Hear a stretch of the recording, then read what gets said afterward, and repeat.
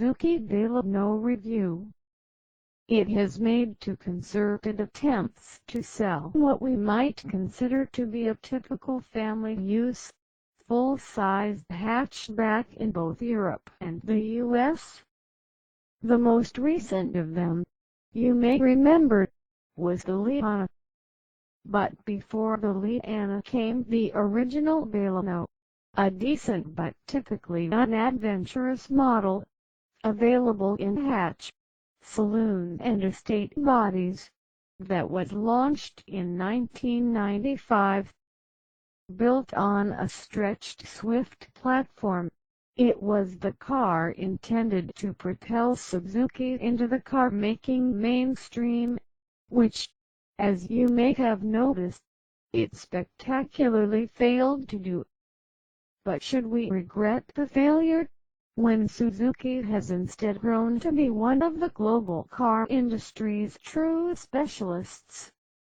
It is famously independent, having bought back only last year the shares formerly sold as part of an unsuccessful joint venture with Volkswagen.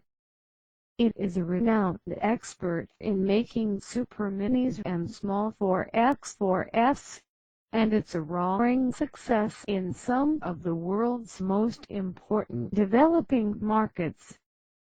Suzuki wouldn't trade what it has today for what it evidently desired 2 decades ago, even if it could. This road test subject is highly symbolic of that change in outlook and newfound maturity. It's an all-new Baleno, but, rather than another Golf-sized hatchback, this one's a supermini through and through.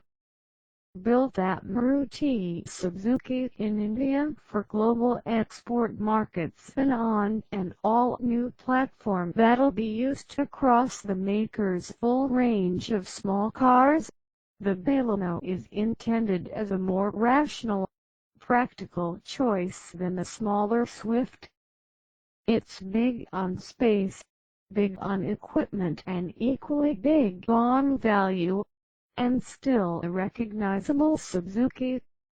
It also comes to market with 2 interesting new engines. The 1.2-liter 4-cylinder petrol mild hybrid with sub-100 G/km CO2 emissions, and a turbocharged 1.0-liter 3-cylinder petrol unit that Suzuki expects most buyers to plumb for. In opting for a small-capacity, 3-cylinder turbocharged petrol engine for the relative advantages on performance, drivability, fuel economy and zestiness of character that it provides over the larger, atmospheric 4-cylinder unit, the Baleno joins a long list of rivals that have already made the switch. Suzuki's new turbocharged 1.0-liter boosterjet engine is hardly a trendsetter, then, but it is every bit as good as most of the ultra-modern inline triples we must compare it with, at least in terms of its gutsiness and response, its willingness to rev and its fuel economy. Thank you for watching this video. See you next time. Bye bye.